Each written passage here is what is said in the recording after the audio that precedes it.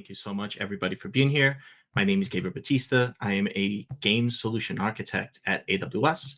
I work with small startup studios in the AWS cloud looking to set up their first studios. And I am one of the co founders of the Cloud Game Development Toolkit. And with me today, I have my friend Henry. Hi there, folks. My name's Henry Kiem. I'm also a solutions architect at AWS. I work with game studios. I worked on Amazon Luna for a while before this. I don't know if anybody's familiar with that. It's our cloud game streaming platform. And then I wanted to work more closely with studios, so I shifted over to this side of the house. And it's been a really awesome change of pace. I love working with Gabe, and we've had a lot of fun building out this project and just kind of meeting people in the industry and trying to find ways to be helpful. So we're really grateful to JetBrains for letting us be here and talk about this cool project. And we hope you find some of it interesting or compelling. All right. So let's go ahead and jump right into it. So today I want to talk about a few different things. Like everything else in AWS, we are going to start from the state of our customers, what we're hearing from the industry, and how we worked backwards from that to create the toolkit. We'll talk a little bit about the toolkit's structure, how we thought about it, why we structured it the way that we did. We'll then deep dive a little bit into the modules that we have available in the toolkit. Uh, we'll have a demo for you today that we'll show off, and then we'll bring it back to the slides to talk a little bit about the roadmap and what's next for the toolkit. All right, so the state of game development today. So Henry and I work with startup studios. We talk with a myriad of different studios every single day. And after working in this space for a while, we started to see some of the common threads from what we're hearing from the studios, right? Some of the big ones being that developers want to build fun, innovative games. They don't really want to handle backend infrastructure, right? Like that's not why you get into the business. You get into the business to make fun games, and that's what they're interested in doing. A lot of our customers were also finding it difficult to manage version control systems. Games are a unique beast in this space because they're such large projects. A lot of studios are globally distributed, so you have this additional complexity of having to take the game that you're building and then be able to send it all around the world for all of the partner studios that you may be working with. And a lot of our customers were having difficulties with that. We also saw a lot of studios who were very interested in making the move up to the cloud, in modernizing their workloads, but they were finding it very complex to make that transition from on-prem up to the cloud, and understanding the kind of the shift of approach that you have when you're working in the cloud. It's more than just different tools; it's a different way to think about the workloads that you're running.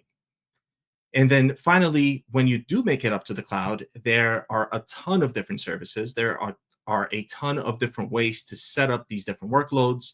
And a lot of customers were getting kind of lost in the sauce with all of the different services that are available in AWS. And they weren't sure what the right approach would be, what services to use for the different workloads that they wanted to host. Now, all of this is compounded, like I just mentioned, by the fact that games are getting bigger and bigger every year, right? You look back to 1985, Super Mario Brothers, that thing was 40 kilobytes, which is totally crazy to think about. Because when you look at a more recent game like Call of Duty 2023, 240 gigs. If any of you have played these games, you know the feeling of loading up Call of Duty and having a big DLC to download. I know at times I was downloading like 60 to 100 gigs for an update, right? And this is the final game. This is the optimized game. So when you're working on actual development, these sizes can be even bigger than that. And then again, bringing it back to the idea that you have these huge games, they're very complex, and you're not just working in a single location. You have multiple studios spread all around the world, and you need to be able to share the games with them, not only for development, but also for play testing. And you want to do so in a performant way and in a cost effective way. And then, of course, looking at some surveys, the number one thing that customers complain about in terms of the challenges of adopting cloud technologies, adopting just new technologies in general, is having to learn new tools, right? If you're used to, let's say, Terraform for infrastructure as code, and then you're forced to learn some other language, that is additional time that you're tacking on to the development of your game. And it's more time that it takes for you to get to the meat and potatoes of it, which is actually building out your game. So from this, we took 3 project tenets. The first one is that we wanted to meet developers where they are today. As a matter of fact, when we started the project, we wrote multiple modules in the Cloud Development Toolkit, which is AWS's infrastructure as code offering. But after doing so, we kind of looked back, we spoke to some of our customers, and we found that nobody was really using that framework. A lot of our studios were actually using Terraform. And because of that, we actually scrapped the toolkit where it was, and we started from scratch to build everything out in Terraform, specifically because we didn't want to force anybody to have to learn a new tool. We want to make sure that you're already comfortable in the environment that you're working in. In addition to that, we found that it was very difficult for somebody to deploy a workload just to be able to test it out. I don't know about all of you. For me, the best way to learn is just kind of banging my head up against the wall. I like to spin up some of these workloads. I like to poke at the configurations, change things around, break it and fix it. And I find it difficult to have to learn one of these complex tools just to be able to deploy kind of a baseline version of it. And because of that, we wanted to make sure that we were codifying best practices and defaults into the toolkit so that anybody can come in, deploy one of the modules, play around with it, shut it back down without having to understand every single detail of any of these tools. With that said, we also wanted our users to retain full control. So while we do have best practices, they're defaulted in the toolkit. We try to make it as easy as possible for you to be able to deploy any of these tools. You can go in and change any of those defaults. The entire project is open source. So we try to make it as flexible as possible for somebody to come in and adjust the project to fit their particular studio and their particular needs. So from all of this came the Cloud Game Development Toolkit. So the toolkit is a collection of infrastructure as code templates, Terraform in this case, that capture common cloud game development workloads. Things like your version control systems, Perforce, CI/CD pipelines, think TeamCity or Jenkins or Horde, and then some additional workloads like caching, for example, and license servers, which we'll get into in just a second. The project is split up into 3 different parts. So what we hear a lot from our customers is that they don't want building blocks, they want solutions. They want something that they can take and they can deploy and it just works and they can run with it. But at the same time, we as solutions architects, we do want the building blocks because it makes it easier for us to be able to build the final solution, to be able to build the thing that our customers actually want to see. So because of that, we decided to split the toolkit into 3 parts. We have our modules. These are the individual applications, Perforce, TeamCity, Horde. They're all encapsulated in a module with all of the best practices in them, and they are deployable on their own. To speak to our customers' needs, we also made samples available. So samples take the modules, stitch them together into a bigger workload that you can then deploy and have something like a entire build pipeline, for example, in a single deployment, rather than having to stitch the modules yourself. Now, with both of those done, we looked back and we realized that there are a lot of customers who aren't in the stage where they are deploying their studios. They already have their studios up in the cloud and they just need to, maintain what they already have.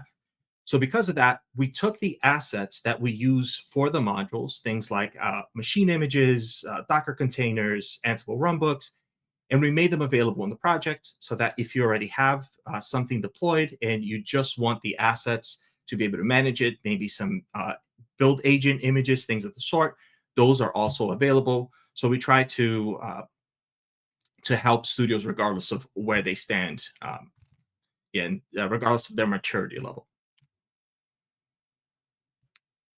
Okay, so taking kind of a step deeper into the actual project structure, today we can break the toolkit into four general pieces. We have CI/CD, where we have a TeamCity module, a Unreal Engine Horde module, and a Jenkins module. So depending on what your preference is, you have options. For version control, we deployed Perforce. Perforce here actually encompasses a few different workloads. So Perforce, the version control system is called P4 Server, but then there are also additional workloads like Perforce Authentication, which helps you to use IDP authentication with Perforce, and Perforce Code Review, which is exactly what the name implies, code review system. And all of this is kind of baked into a single module. For caching, we started the project really focused on Unreal Engine. So we have Unreal Cloud DDC as an option for deployment. This helps to cache your assets across your studios, regardless of where you are in the world.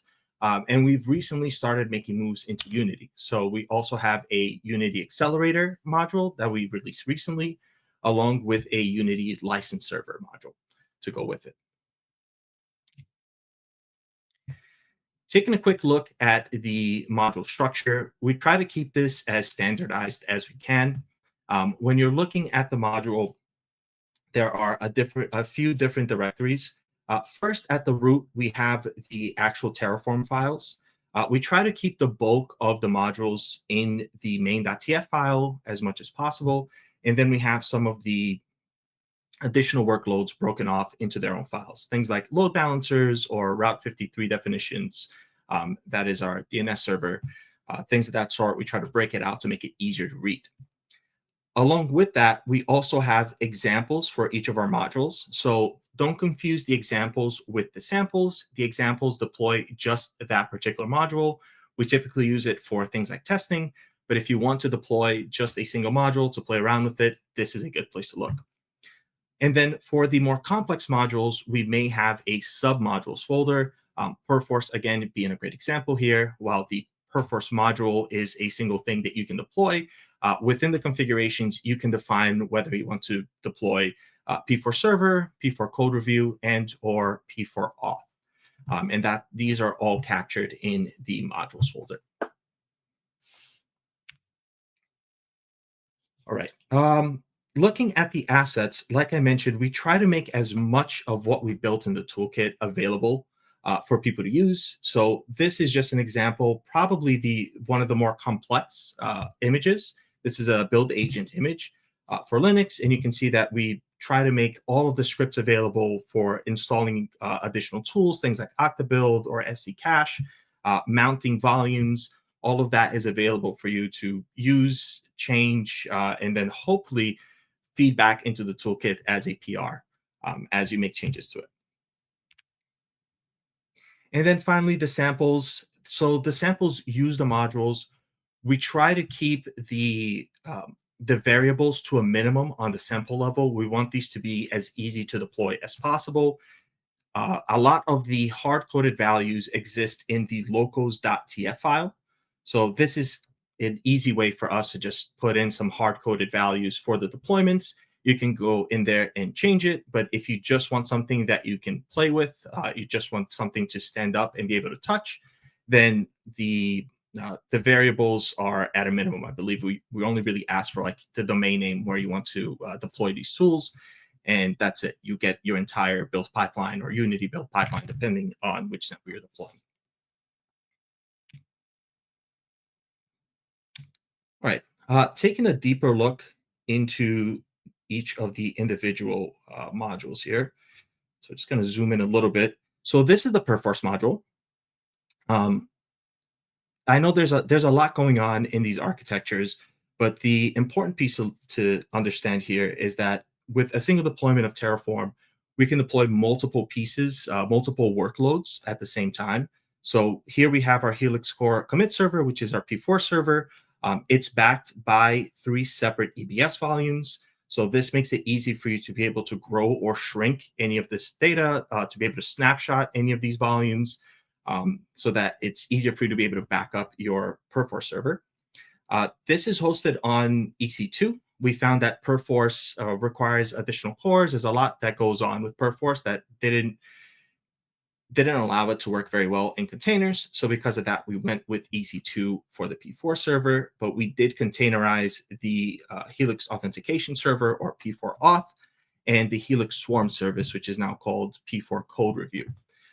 Looking at these, the authentication service is pretty straightforward. There's not a ton of additional services that are deployed alongside of it. But for the code review, we do have some additional pieces. We have a elastic file system attached to the container, along with an Elasticache serverless deployment. So this is essentially Redis, but it's completely managed by AWS, and it just makes our lives a lot easier. It's one less thing to have to worry about. It will grow and shrink automatically, scale in and out, and it will take care of any kind of failover that's necessary. The service is very much hands off, which is nice for us. And then, of And if course, all of the I was just going to interject real quick, Gabe. Like looking at this massive architecture, I think this actually, in spite of being kind of overwhelming, really gets to the point of the toolkit, which is deploying these tools in a production configuration is really complicated, right? It would be wrong to say that it's like an easy thing for just anybody to go and figure out. It's not something that you can't figure out, but there's a lot to figure out. And so what we're trying to do here is standardize the approach that you can take to do that and accelerate that process. So even though there's a lot, when it actually comes down to using the Cloud Game Development Toolkit to deploy these things, it's a few commands rather than loads of manual work to stand all this stuff up. I exactly. really like this architecture in spite of how like chaotic it is. Yeah, it's a lot to look at, right? But I mean, if you've ever deployed Perforce, I think that you understand how many moving pieces there are, and being able to deploy these where each of the individual applications already speaks to each other, all of the security groups are in place, like that's all done for you with the toolkit, and I think that's where a lot of the value comes from. So just pulling out like 2 points of interest here from the Perforce architecture. The first one is the Elasticache serverless deployment. Like I said, it's an in-memory database. It's essentially Redis. It makes it really easy for you to be able to just attach this database to the workload and not have to worry about it, not have to worry about maintaining it, how much storage is left. AWS takes care of all of that. And then when you're dealing with something like Perforce, there are a ton of secrets that you need to manage. The usernames and passwords and keys that go along to make all of these services work. And of course, we don't want to have those hard coded in Terraform. We want to make sure that they're not showing up in the logs. So we leverage AWS Secrets Manager to be able to store all of these secrets. Terraform has some great integration with the service already, which made it really easy for us to be able to push and pull these secrets when we needed them. Right. Moving on to TeamCity. TeamCity is a significantly simpler architecture. So again, taking a look at this, the service is hosted on ECS, Elastic Container Service. It's fronted by an application load balancer, and then it has two additional services mounted onto it. One is an Elastic file system to be able to store all of the configurations, and then an Amazon Aurora database. So much like the caching database that we were just looking at in Perforce, this is also a completely managed offering. The cool thing about Aurora actually is that it decouples the compute from the storage. So you can scale your compute and scale your storage completely independent of each other. And again, this just makes everybody's lives easier. It's one less thing to worry about. It's completely managed by AWS. We'll take care of scaling it. We'll take care of resilience, and you just worry about actually using the service.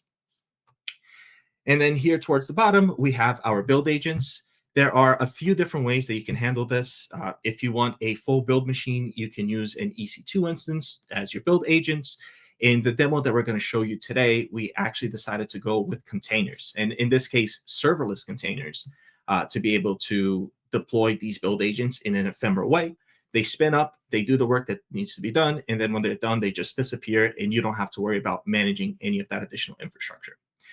And then, of course, for a setup like this, we need somewhere to store our artifacts. So we are using an S3 bucket to store that, the final build of the game, where we can then either distribute it or deploy it in some other service, whatever it is that we want to do with it. Okay. And again, just kind of zooming into some of the services that we use, the Amazon Elastic File System has actually been a fantastic service for us because it makes it really easy to be able to store all of these different configurations from the different applications that we may be deploying. Makes it a lot easier for us to be able to not image, I'm sorry, back up all of that data when we need to. And then, of course, we have full control over who can see the data, read it, write it. Permissions are made very easy with this because it's all fronted by IAM policies, right? So essentially AWS policies that dictate who can and cannot mess with the information. And then on the other side, we have Amazon Aurora Serverless, which again, I know I touched on it, but Aurora comes in a few different flavors. We have just a regular Amazon Aurora, which is a database that you deploy in a subnet. You take care of it, you manage it. But then we also offer a serverless version of this, which is what we went with because again, we wanted to keep the overhead as small as possible for any of these deployments to make it easier for people to be able to play around with the service what they need. But again, at the end of the day, it's up to you. If you want to go in there and replace this with any other database, it's relatively easy to do as long as you understand a little bit of Terraform.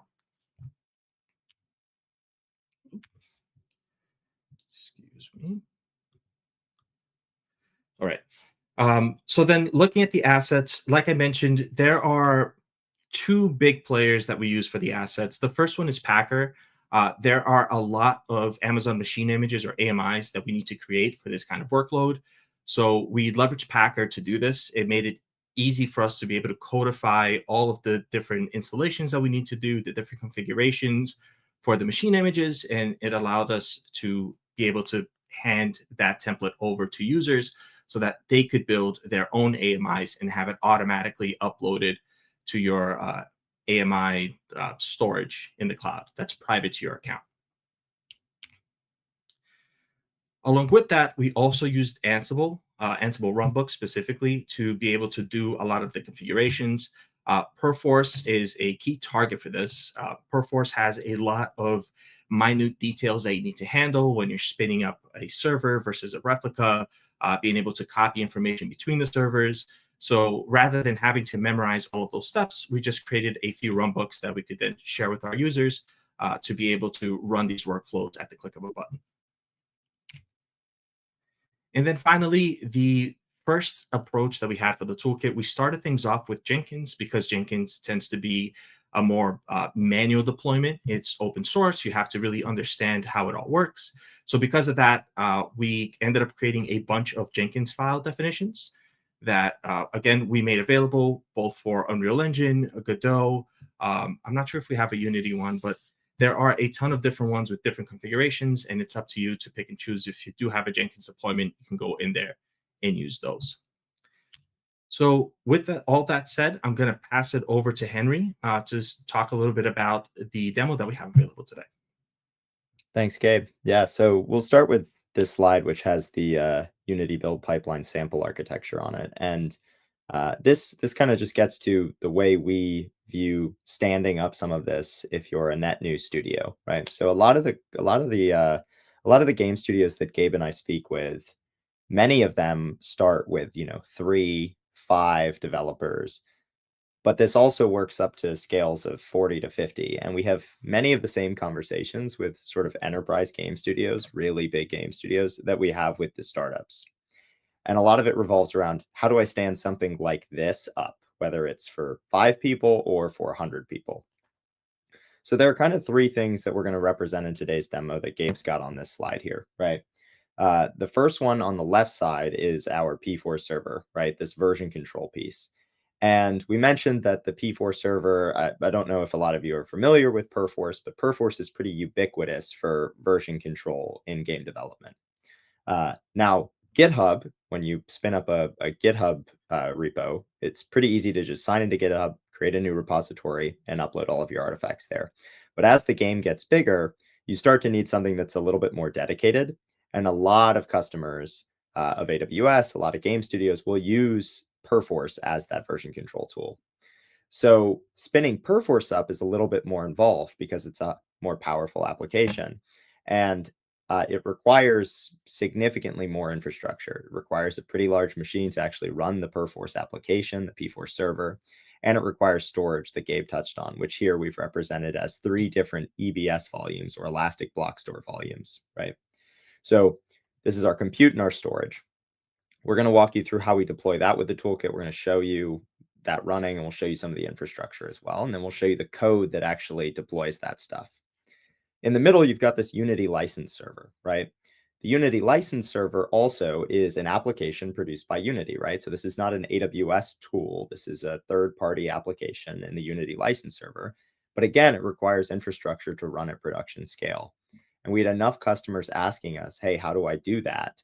That we went and built a module for it. So that's the idea of how the toolkit kind of grows. And then on the right, which I'm actually going to talk probably the most about, is the TeamCity server deployment, right? So TeamCity actually has a great product called TeamCity Cloud, which I'm hoping a lot of folks are familiar with. TeamCity Cloud is a SaaS-based model. So JetBrains actually manages the TeamCity infrastructure on your behalf. You can go, you can sign up, and get stood up in minutes. The tricky thing is that in games, because the build machines themselves frequently need to be much larger, a lot of customers look to self-host their build infrastructure at the agent level. And so naturally, they might be more compelled to use something like TeamCity on premises, which is a self-managed version of the TeamCity server.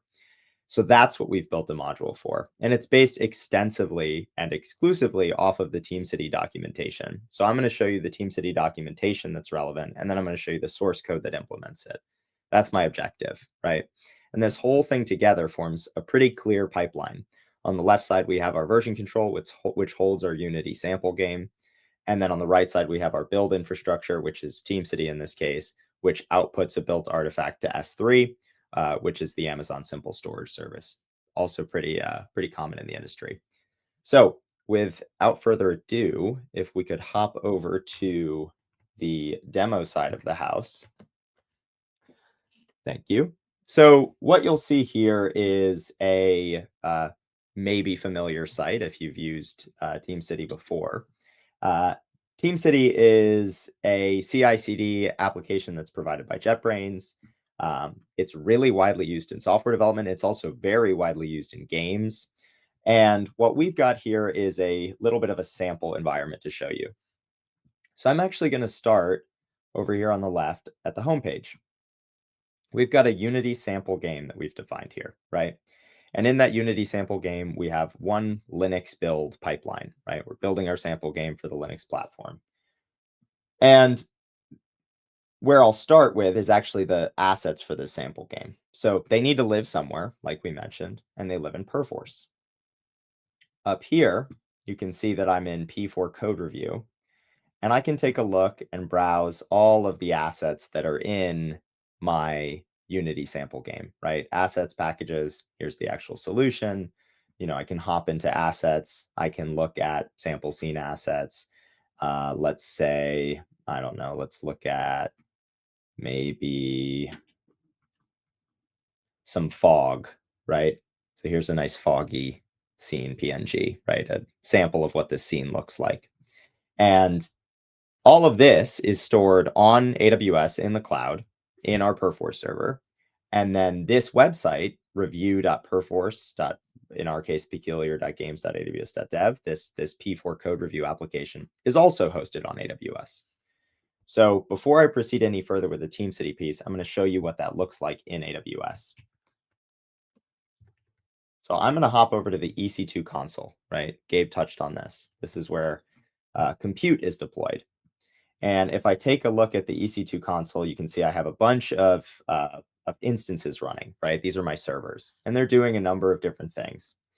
In the case of Perforce, these actually live in our Perforce account. And then what happens is, if I take a look, right, let me find a good example. Here we go. What we've deployed here is a whole slew of infrastructure just to make this one application work, right? So we need to handle load balancing, which is complicated and difficult to set up. We need to forward our load balanced requests to our server. back to a containerized application. We don't want that containerized application to be exposed to the internet. So there's a number of pieces here, right? You can see we're taking in HTTPS requests, we're forwarding them to a private IP. There's loads of infrastructure here that we've deployed automatically using the Cloud Game Development Toolkit, right? So just to get this website up and running and to get the storage deployed for all of these assets that are part of this Unity game, we have written a number of modules, right? So I'm going to jump into some code real quick. So this should look a lot like what Gabe was talking through, right? This is the project at its root. I've cloned it down. You can see that assets directory that Gabe talked about. You can see that modules directory that Gabe talked about, and you can see the samples directory that Gabe talked about. So I'm going to open up modules. Under modules, you'll see a number of subdirectories, right? So Perforce and TeamCity and Unity. Those are the three we're going to be talking about today. The Perforce modules, actually, the Perforce module, which is all of this code, is written in Terraform. That's what these .tf files are. And if you're not familiar with Terraform, it's a way to codify your infrastructure, right? So we are able to define with our single P4 server module a number of details about, what type of instance we want to run it on, what the architecture of that instance should be, how much storage, storage for the depots, how much storage for the metadata, how much storage for the logs, what VPC it should go in, right? All of this extensive configuration that we've done ahead of time so that you don't have to go through the details of setting all of this up, right? On the TeamCity front, it's similar, right? You'll see that we've defined things like, this is where I'm going to really focus. You have this task definition, right? This ECS task definition. Within that task definition, we're defining a container, and that container is running the TeamCity server, right? This is a publicly available TeamCity server container published to Docker Hub by JetBrains, right? And we're just using that application. We haven't rebuilt the service. We haven't changed anything, right? All we've done is say, hey, that application that people like is available and hostable on AWS, right? That's it. You'll see we've specified volumes that we want to attach it to. And then, like Gabe was highlighting, TeamCity requires a database and it requires a cache or a file system. Those are also pieces of this module. We've automatically deployed the storage, we've deployed a database, and we've deployed the application compute, right? And all of that is available. It's readable here. It's open source. You don't need to extract any of that out, right? It's not a, there's no black box. It's all very readable. It's all here, highly digestible, right? So what this infrastructure as code provisions is based off of, it's what's running this application, right? So when we look at TeamCity or we look at P4 code review or we look at, the logs of this build that was successful, every single piece of that is running on infrastructure that's provisioned with the Cloud Game Development Toolkit.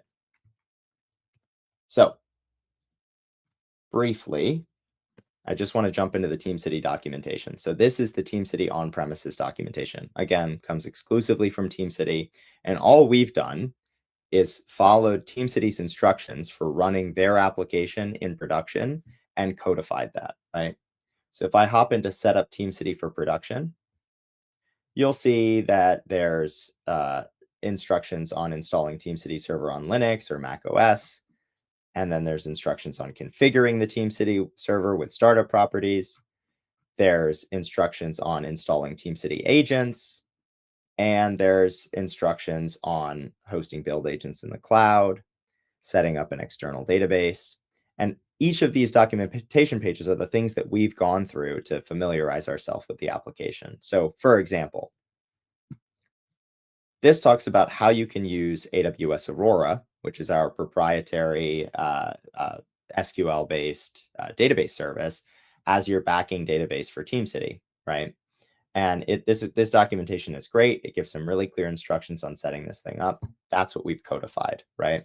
So when I hop back into the AWS console, you'll see a database that has been provisioned that's dedicated for the TeamCity cluster. It's got 2 instances. all of this was codified, right? And then when the TeamCity server is running, it's using this database that we've provisioned. The next thing I want to highlight is the actual agents in this Linux build that are being used. So we have one agent that's provisioned here, this Unity Builder agent. And this Unity Builder agent is a container that is separated from the TeamCity server. So the TeamCity server is running containerized on ECS, which is Elastic Container Service. It's a managed container deployment service on AWS.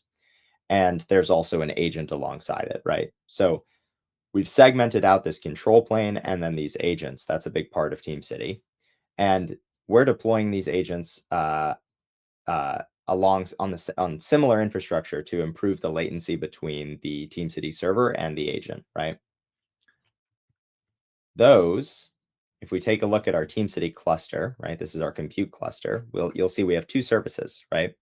We have the TeamCity service, and then we have this Unity build machine service. And because we have these two services, we can scale them independently. So if TeamCity is getting a lot of traffic, but isn't doing a lot of builds, we can scale the web service. If TeamCity needs significantly more build capacity, we can rapidly scale up the number of agents as part of this service, right? Each one of these has its own logs, its own attached storage, and I can view all of that from the AWS console as well. So you'll see the logs coming from the build agent, which Java executable it's using. It's starting up the TeamCity agent. It's downloading the TeamCity agent, right? You can see the agent spinning up in an infrastructure standpoint. And then at an application level, I can take a look at, the output of this particular build. I can look at the build log. I can see the version control route, which in our case is Perforce, being attached to the build agent. I can see it syncing down and setting Perforce environment variables, right? And then I can see it publishing internal artifacts. Finally, it gets to the Unity Linux build, right? It connects to that license server we were talking about.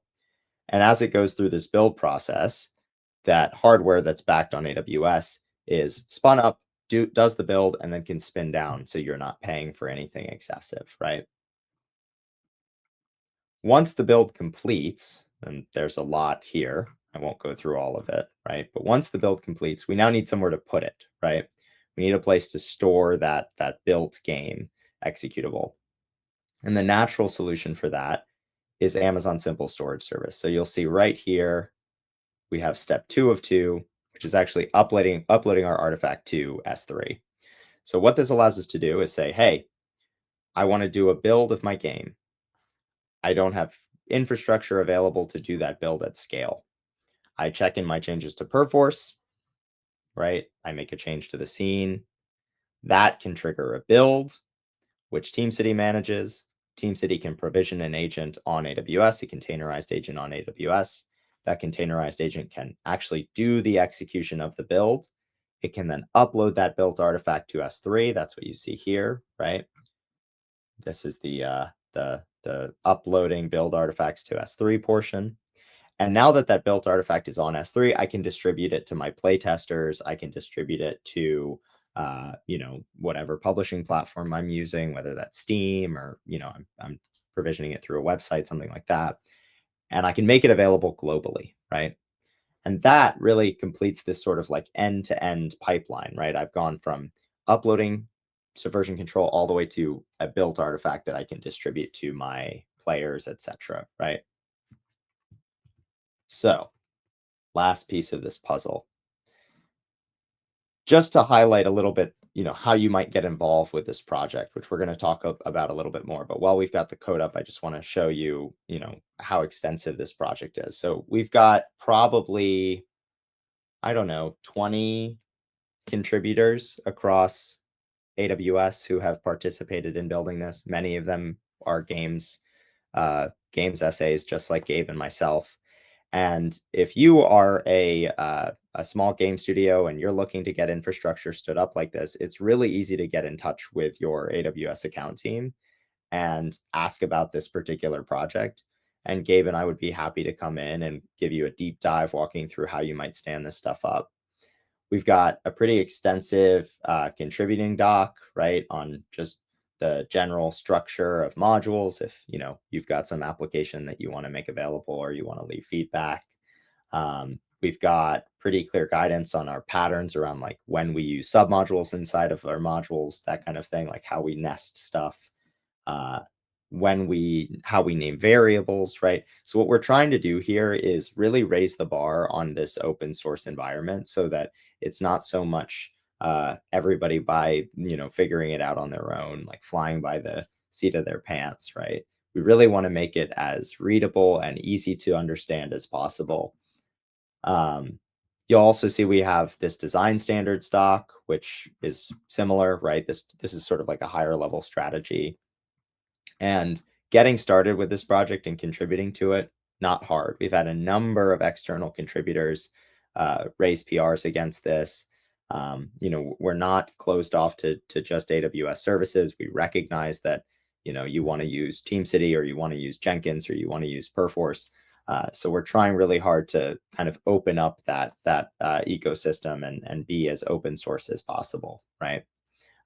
So to find the GitHub, which has a lot of the same documentation available, we'll have a QR code at the end of the slide, but I also know that a lot of people are on their computer, and so a QR code is not always the most useful, but it's just, if you just search Cloud Game Development Toolkit, it'll pop right up. You can see that we've gotten some good traction here. We have documentation available. And we're going to get a little bit into the roadmap next. So I think we can hop back over to that. But really just wanted to highlight like all of this infrastructure that's running on AWS is provisioned with code, right? There's no clicking around through the console to try and stand this stuff up. It's codified, it's best practices. We've done a lot of the security hardening ourselves. But it is an open source project, so it's constantly in development. So here you can see the output of our build, which is stored in Amazon S3. You can see we've got our x86 binary for Linux, our game data, our build manifest, right? So very constant pipeline. Some of this should be familiar to you if you've built a Unity game before, but if not, we're also happy to help with that. So without further ado, let's hop back over to the slides and talk through some of the roadmap that we have left. All right. What's next? Okay, so let's talk a little bit about the roadmap. So as Henry already mentioned, the toolkit is an open source project, so we're constantly getting feedback from our customers, from our users, and we try our best to integrate that into our roadmap. So all of this is subject to change depending on what we hear from our users. The number one thing that we're working on right now is a documentation overhaul. We tried our best to put in as much information as we could into the documentation. Now we're just going back and standardizing it, making it a little bit easier to read, so that we can get even more contributions back to the toolkit. We've also recently released the virtual desktop infrastructure module, or VDI module. There's a version 1, we'll call it, already up and available in the repository, but we're continuing to polish it to make changes and make it easier for you to be able to deploy and use. Looking into future development, we are thinking of doing an Unreal Zen servers module and a Helix DAM module. That's digital asset management. These will help studios to be able to manage their infrastructure while we already have Unreal Cloud Derived Data Cache (DDC) available in the toolkit. We know that DDC is typically used by larger studios, right? Studios that are distributed across the world versus smaller studios where maybe you just want the caching to exist within your office, within a LAN. Then the Zen server is a better solution for that. So we're looking to continue to expand on our Unreal offerings. Looking at some of the samples that we also want to build for the future, we have 2 that we're targeting now. We are finishing up the multi-region Cloud DDC sample. As of right now, we have a single region sample, but we want to make sure that the toolkit speaks to a multi-regional deployment. And the same thing for Perforce. We have a single region Perforce deployment, but we do want to create some examples that show what this may look like from set up or deployed in multiple regions. And then finally, we are at the very cusp of releasing a new workshop for the Cloud Game Development Toolkit. It just speaks about cloud game development as a whole. If you see any games related AWS events going on, there's a good chance that we may be running this workshop. We actually have one coming up in Austin on the 29th, if I remember correctly. But yeah, this workshop you'll definitely see more often if you follow any of the AWS events. Yep.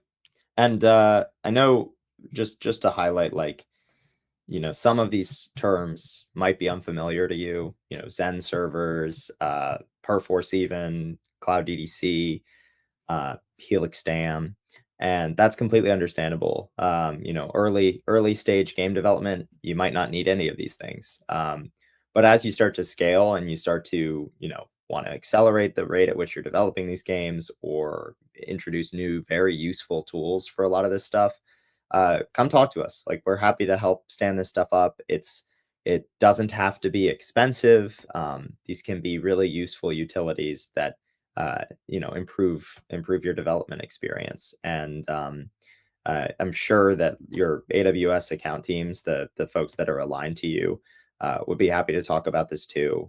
We frequently can, help provide POC support if you just want to like try something out and see if it's useful.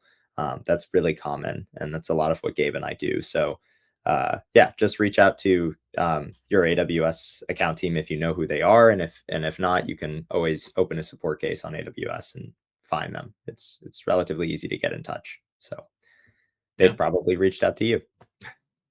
Yeah, Henry is right. There is a ton of different, keywords, terminology being thrown around. The toolkit is exactly that. It is a toolkit, a collection of different tools.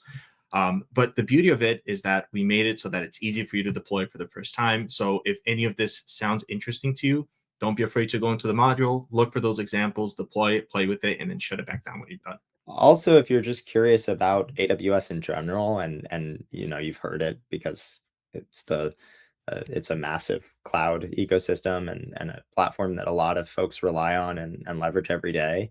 And you're just curious about where to get started, this is a really good place to get started in the games industry because these tools are relevant. So yeah, just hopefully we've encouraged some folks to, consider trying this stuff out and not be as intimidated by deploying some of them as you might have been before. Because Gabe and I didn't know anything about this before we started working on these projects. Like, we really had not had a lot of experience trying to do this ourselves. And it was only in trying to do this ourselves that we realized how hard it is. So yeah. It's easy to talk about it in theory. You deploy this, you do that, but then when you actually go, you actually deploy it, and you have to configure it, and you have to debug it. I think that's when you really feel the pain.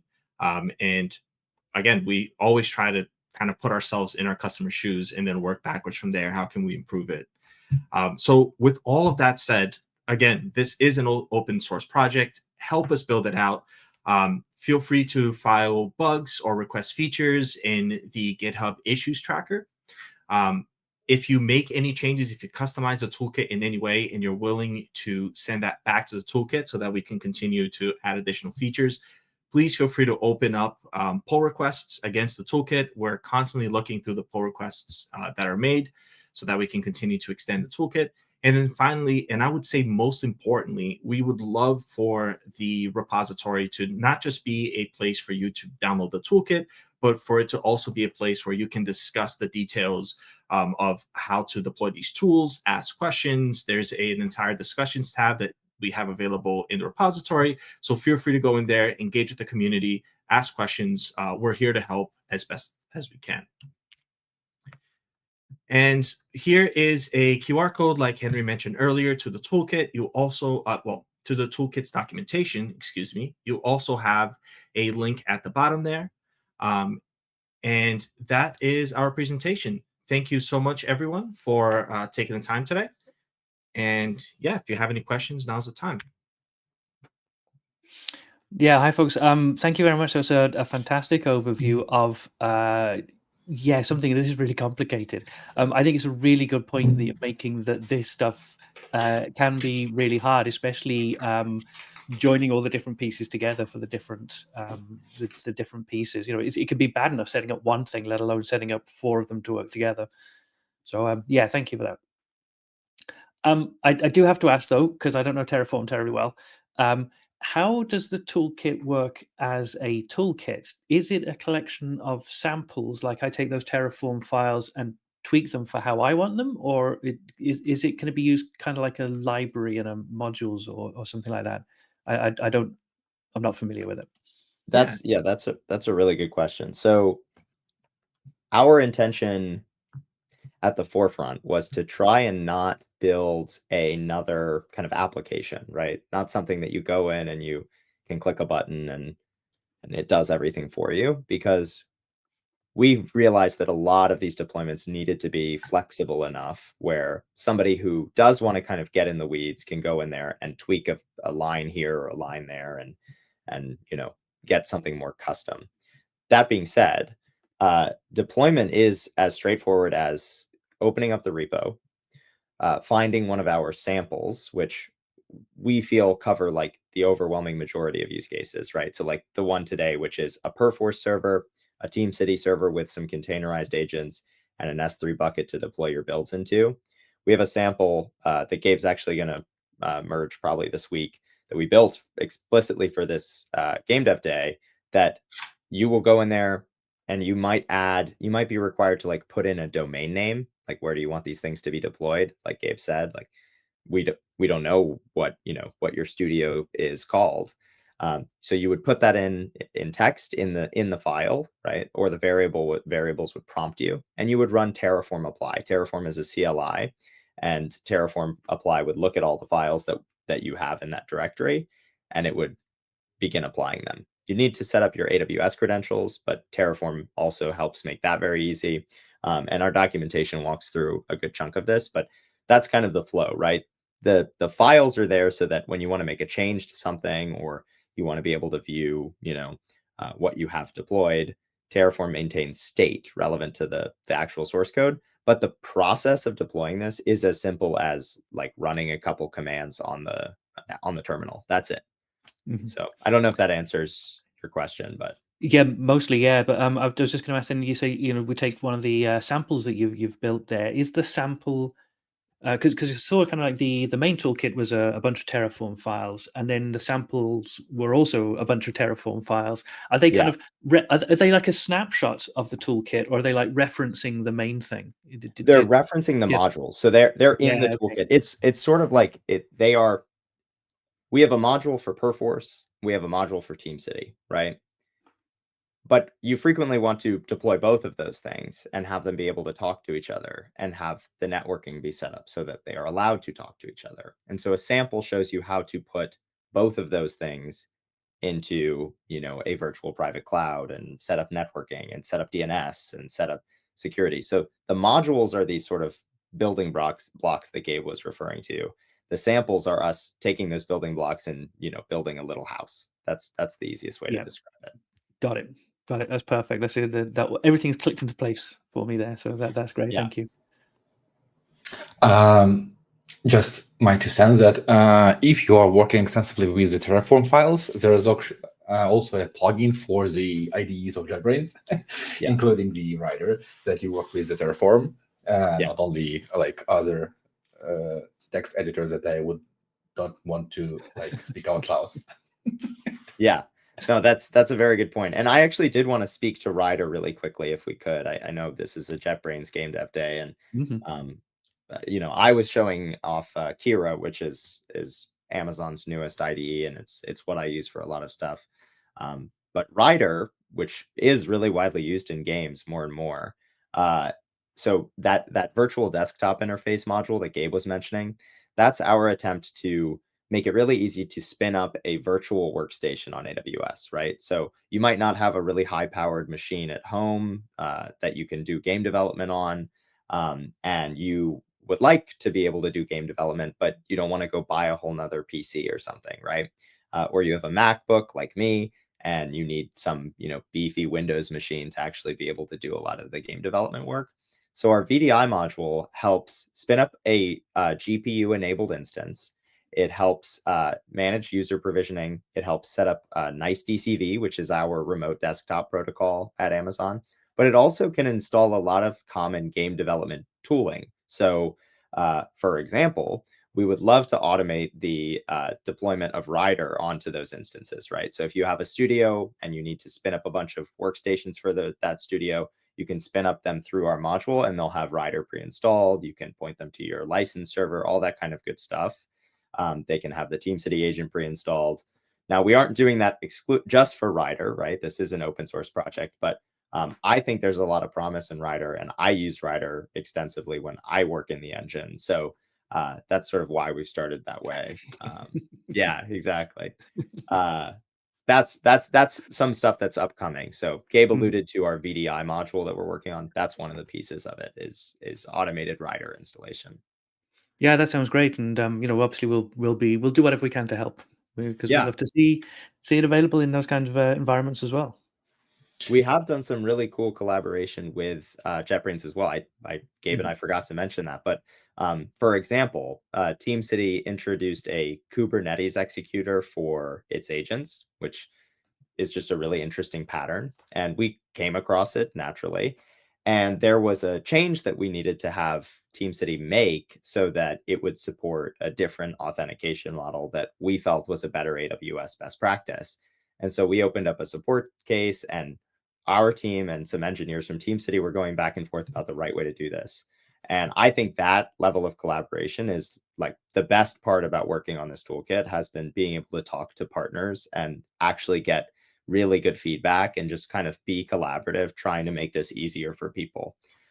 So that was a huge prop that I forgot to mention, but I'm glad we got to it here.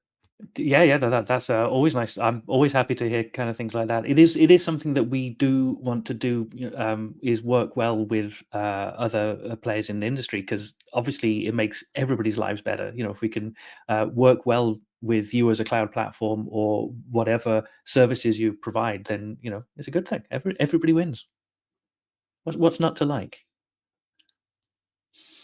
I did have another question, which was going to be why you selected Terraform as well. So again, not being sort of familiar with this, is that the industry standard, the best kind of thing for this particular role, or what were the reasons behind picking it?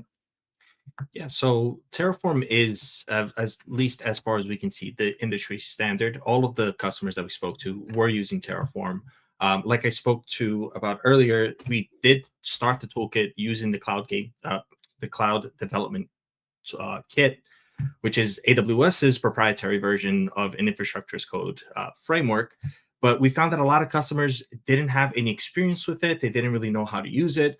So rather than try to force this onto our developers and force them to learn an entirely new tool, we found that it would be better for us to just meet them where they are, use the tools that they are already using, which is why we ultimately made the shift, not just to Terraform, but also to Packer and to Ansible and all of the different tools that we have, so that you have the right tool for the right job. Cool. That sounds like a nice way to be, I guess. Move to where the people are and provide the right tools that they're already using. This is good. Yeah. Developers' jobs are hard as it is. Why make it harder? Yeah. If possible, I don't know if we can pull up my screen real quick again, but I did want to just show, you asked a question about, what is the experience of actually doing this, right? It's a bunch of source code, and I didn't show this during the demo. I was showing more end result, but this is about as simple as it is to actually deploy something with the toolkit, right? So I'm in the simple build pipeline, which this one is Perforce and Jenkins, but we also have one that is Perforce and TeamCity and sets up the Unity license server, all the stuff we talked about today. But the extent, if you aren't familiar with Terraform, is running something like this: Terraform apply, right? Or Terraform plan. And in my case would be kind of like, hey, I want to see what Terraform's actually going to do. And you'll see what it prompts me for is a fully qualified domain name. So mine is something like this, right? Just a domain name. I hit enter, and then Terraform looks through all of those files that we just mentioned, and it comes up with a plan of what it's actually going to deploy to AWS, right? And I can, I can take a look at all of those things that it's going to provision. So here are some of those secrets that Gabe was talking about. Here are those EBS volumes that we were talking about, right? The storage for my Perforce server. And then that's it, right? To actually deploy this thing, I would run Terraform apply, put in my domain name, hit enter. It will give me that same plan, right? It'll say, this is what we're going to do. And then all I have to do is say yes. And it will start doing the deployment, right? It's creating resources. And this can vary depending on what you're deploying. This one takes probably 10 to 15 minutes. And we'll spin up all of that stuff that we talked about. So you can see that it's going through the actual deployment now. It's creating resources. So I think that maybe provides some clarity on what the actual usage of the toolkit feels like. Mm-hmm. Yep, absolutely.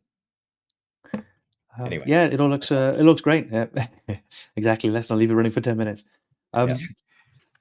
Yeah, no, that looks great, and I think it is a very useful way to be able to sort of create this architecture, especially in a way which somebody else has kind of verified for you as well. So it's helping you understand how this architecture should look and how it should fit together, which is a very good thing. I don't think I have any more questions. Alex, do you have anything else? No, I believe not. Okay, well then I think we might be done. Gabriel, Henry, that was a fantastic look at the development kit there. I hope you get lots of people now joining in and providing pull requests. Yeah, that'd be great. Yeah, thank you very much for your time, and we'll see you again soon. Thank you. Thank you so much. Thank you. Bye-bye. Thank you, folks.